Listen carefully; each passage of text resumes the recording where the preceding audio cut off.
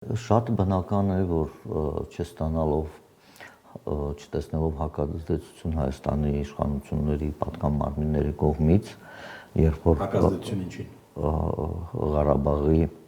Արցախի մշակութային ժառանգության սեփականաշնորհման ոչնչացման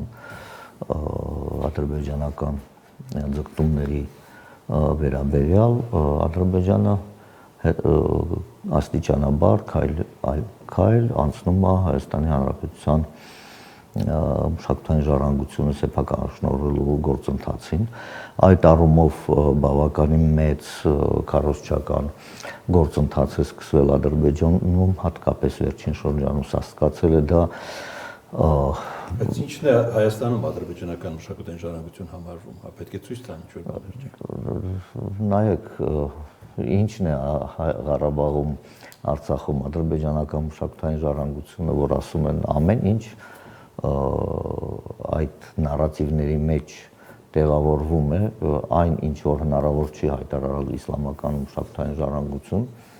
ու ըստ այդմ ադրբեջանական հայտարարում են ալբանական ու այդ քողի տակ ներկայացնում որպես իրենց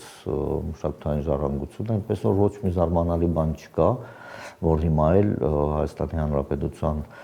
տարածքում գտնվող ամբողջ մշակութային ժառանգությունը կամաց հետզհետե հայտարարելու են ադրբեջանական մշակութային ժառանգություն, դրա համար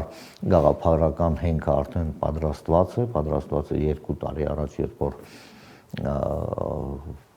հրապարակն տվեց Արևմտյան Ադրբեջանի շինծու թեզը,